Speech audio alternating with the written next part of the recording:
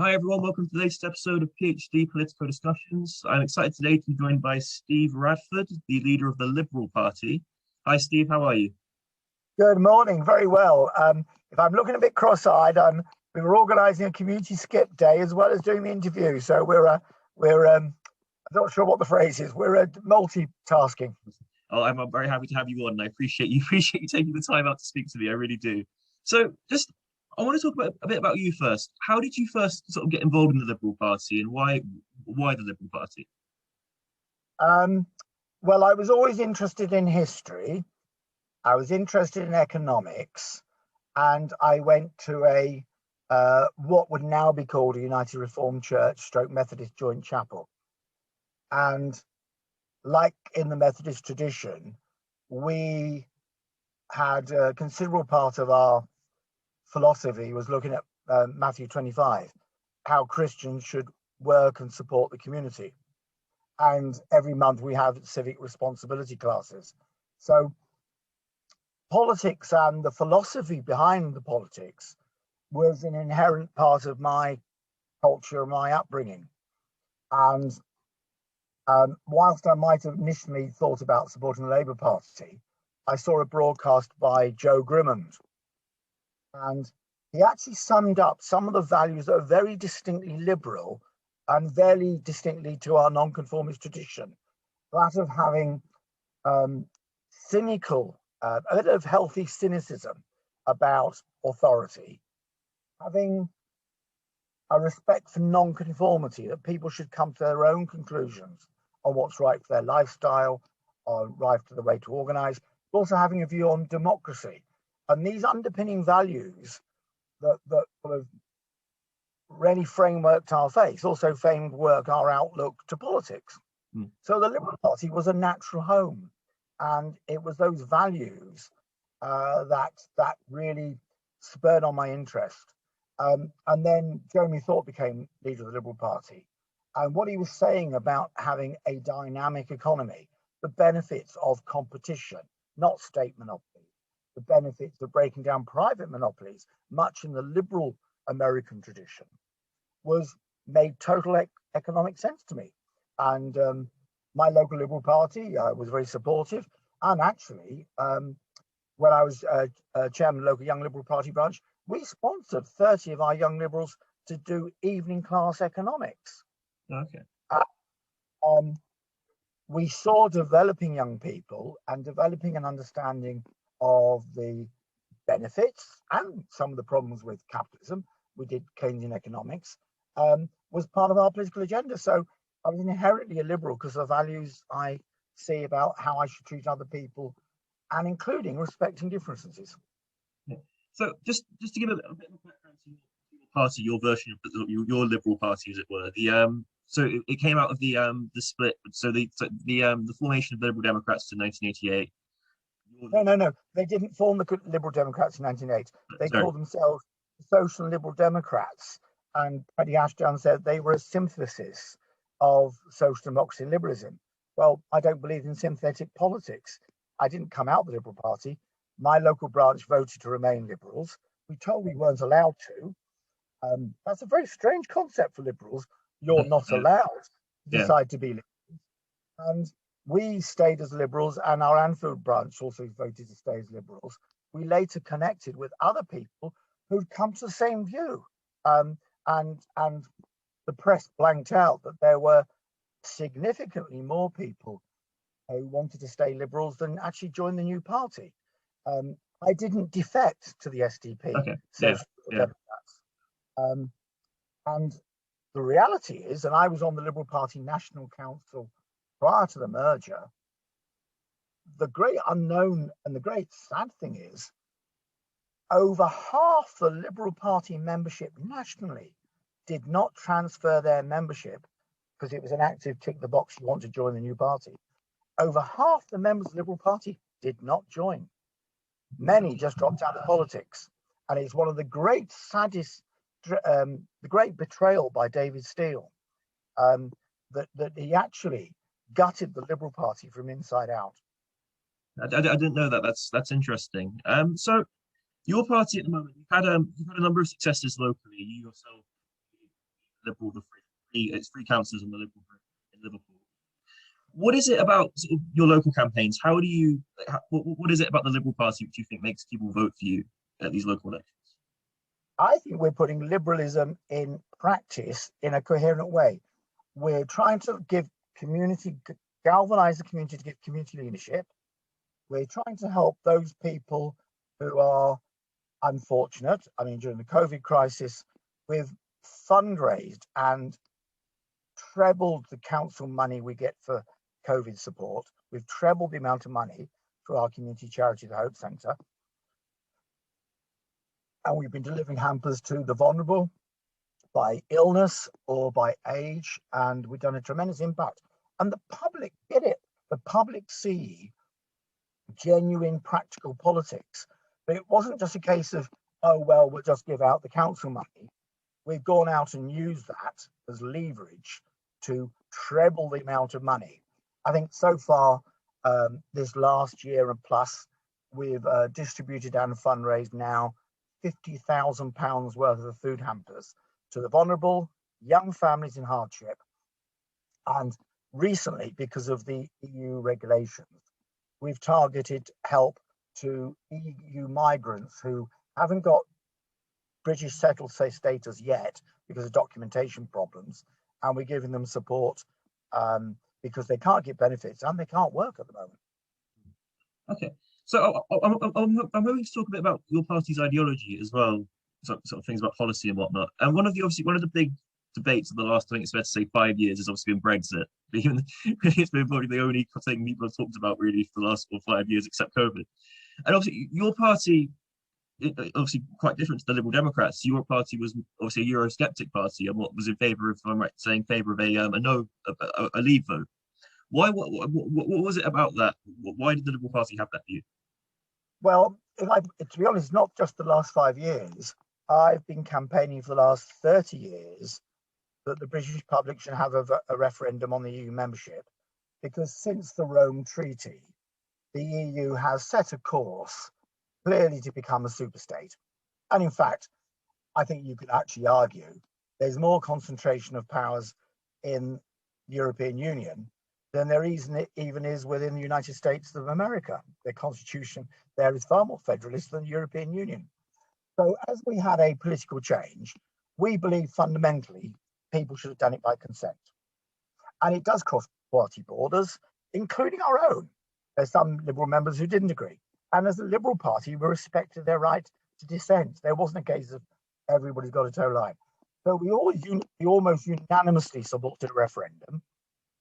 Some branches supported the leave vote. Some people were more divided. That's not an issue for Liberals. Liberals are a party of conscience. But the predominant view was, we believe in free trade, we believe in free and fair trade, and we believe in democratic practices. All those concepts are totally alien to the EU.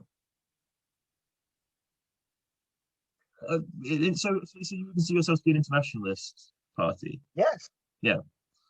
And I'm assuming, I know it's very alien politics today, but I actually think the government's got their agenda right when they're talking about Britain should go for global growth, for a global economy, for global connections. Well, that's been the heart of liberalism and free trade, and that's where Liberals are. We may actually slightly differ. We have a more progressive view on wealth redistribution, and we probably have more positive view on public services. But on the trade issue, that's where we stand. And I've been criticised for it by the Social Democrats who now call themselves Liberal Democrats. Oh, fair enough. That's great. Bring it on. So another big discussion in sort of British democracy is the issue of the union itself, and obviously particularly in Scotland, but also I guess Wales and Ireland, this discussion has gone on as well. What is the sort of the Liberal position, as it were, on this idea of a second referendum in Scotland, or even just the state of the union, the future of the union more generally? Well, I can only express a personal view, which I think the majority of my colleagues would go for. I know some of our Scots members were actually pro-leave, and some were pro-staying within the union. I believe there has been a long-standing Liberal tradition going back to the 1891, when the Liberals produced the Home Rule Bill. We've always believed the Celtic nations should have considerable degree of home rule. And the Liberals have had that view since 1891, quite robustly. Certainly, I think there's a real case that home rule is already progressing and should be encouraged in Northern Ireland. I think home rule has been very successful in Wales. The referendum was very, very close in Wales for the first devolution, and we're now seeing it progressing. I also think there is a real need to look at devolution within England, because I'll be absolutely upfront to you. There are so many policies made by Westminster that are in tune for the economic problems or dilemmas of London and the home counties, which are totally irrelevant to the northern cities. So Liberals are totally in favour of devolution, but we do believe, and I think most of us do feel more comfortable, the United Kingdom is an incredibly good vehicle for us to develop further. And we have a major role on the global stage. We're a major wealth distributor. We're a major innovator in education. We're a major lead in public health. And, you know, I'm going to be honest, mentioning public health. If anybody had any doubt we should have left the EU, look at the chaos and the recriminations the EU has gone into over the vaccination program. They condemned the UK for a vaccination program because we signed a deal 3 months before they did, because they couldn't make their mind up. They then changed their mind up about AstraZeneca, and then they say some of the plants which are in their own country aren't distributing to their own country because they haven't checked their own records. Bless them. Utter chaos. And Britain, I think, and I'm going to be honest, I think there's a real role for, if I get elected as Mayor of Liverpool, I'll be picking up the phone and saying to the government, we as a city are signed up to making Liverpool part of the global UK initiative. And I think I'd be minded to pick the phone up to AstraZeneca and say, you've had that much recrimination and chaos in Europe, come and open a plant in Liverpool. We'd be delighted to have you. And we've been a founding city leading the front of public health education, public health research, tropical medicine. I think there's great opportunities for us to grow. Do you think, I'm really curious about the idea of English devolution. So I'm assuming you'd be more in favour of sort of, I guess you'd call them regional assemblies rather than an English parliament per se. Would that be sort of your position? I think if there isn't regional devolution, I think there is also a case that English MPs should vote on English legislation. I think it is morally wrong to have Scots and Welsh MPs voting on legislation that doesn't affect their constituents. I think that ethically is wrong. But I personally, I think most of my members would actually go for devolution within England, and it's emerging. It's emerging. I think there is recognition that, regardless of the party politics, the regional mayors for Greater Manchester and Birmingham are making a very positive impact in their areas. In the case of Merseyside, I actually like Steve Rotheram, but I don't think he gives a dynamic persona that other people are expecting. But I think we're seeing that progressing. So, yep, I would like to see greater regional devolution in England. Health service, emergency services, local government, I think could be far better coordinated, and some of the duplication got rid of by a regional structure. That's just made me think of a second question. I'm curious, would the Liberals support a sort of, because obviously that would require obviously quite a lot of constitutional change to the UK. Are the Liberal Party in favour of a written constitution? I guess that's more of a sort of American liberal tradition, but would that be something you favour? Yeah, historically, we've always seen that there's a need for a written constitution. Okay. But I think some of the best constitutions are which lay down principles rather than pure mechanics. Okay. And also, I have to say, constitutions also depend upon a common ethos. you can have the finest constitutions in the world. And the Soviet Union constitution was brilliant. I mean, the fact it didn't stop them gulagging and killing millions of Ukrainians by mass starvation. The constitution is only as good as the ethos behind it. I think we do need to do what the Scottish movement for devolution did, have a national debate across all the civic organisations to get a view of what sort of society we want and what sort of level of devolution we want. And I think actually getting that consensus is probably more important than the mechanics of a written constitution. Yeah. So we as Liberals want to see proportional representation opened up in local government and in England. Dare I say it, with all the chaos in Liverpool the last couple of weeks, we don't need one member seats, which means that one member can be maybe cajoled or persuaded to take a view for his constituents, and the rest of it will be absent. His constituents are disenfranchised. What we need to do is have a more plural council in Liverpool, and PR would give us a more plural council. And I don't think we would have seen the corruption, as in the abuse of power, take place in Liverpool had we had a plural council that represented the whole city. First past the post is a recipe for abuse of powers, and that's certainly been true in Liverpool, not just under Labour, but also under the Tory Henshaw axis for the Liberal Democrats. So obviously the big story of the last year has obviously been COVID. It's obviously it's in something which has affected everybody, I think, in an almost unprecedented way. How would you rate the response of the government to the handling of the pandemic? Certainly, I'm surprised that intervention stop international travel hadn't taken earlier, and I'm surprised we hadn't taken the use of health monitoring at airports, as Austria and other countries has. I think that was quite an alarming and quite definitive mistake.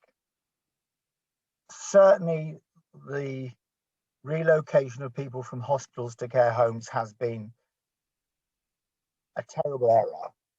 But if I be truthful and fair to everybody, that's been an error that's probably taken place in virtually all the European countries. That wasn't unique to the UK. I think people just hadn't realised the level of cross effects at that point. The vaccination programme has been a great success. But I think going forward, you'll probably be surprised me saying this as a Liberal, I think we need to have a Cuban revolution when it comes to public health.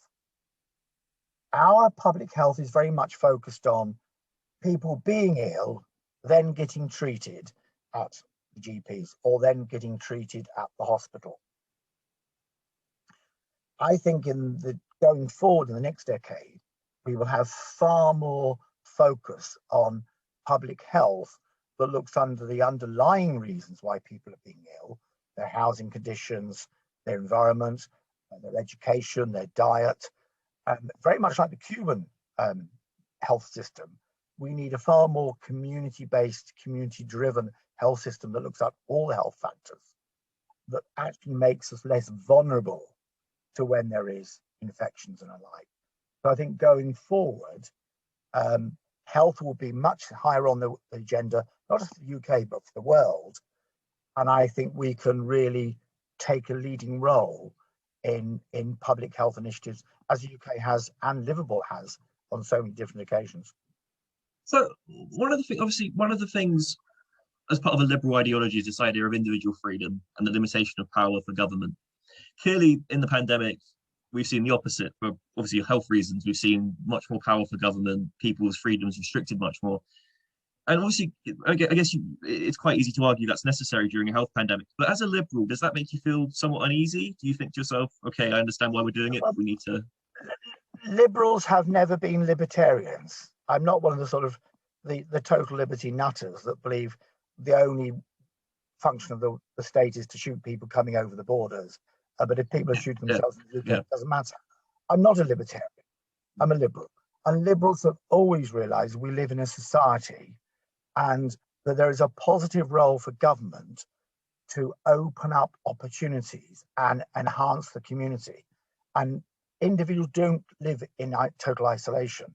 They live in a community, they live in an economy. Their rights for education, their rights for employment, their rights for housing, their opportunities for health, all enhance their abilities to live a fruitful individual life. And therefore, we've always known there are limitations to liberty where our actions can impinge others.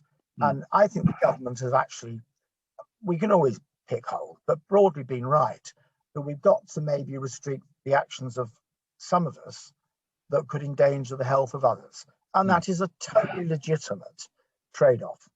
And whether you think the trade-off is quite right over bars or quite right over bus stops or whatever is pragmatic. But the issue of we living in a society framework and our actions affect others is right for government to focus on. And therefore I'm quite realistic. The government's approach has not been totally unreasonable. And I have to say, I think the government support for small businesses and people has been quite resounding. I don't think any of us would have seen a Conservative government putting quite the investment in that has gone in during the COVID crisis. So I think we've got to be fair-minded. I've always believed in being a positive opposition, being supportive when things are right, looking for consensus, and criticising when there's legitimate reason to criticise. But finally, I want to talk about this of the future ambitions of the Liberal Party. So obviously we've got local elections coming up in May.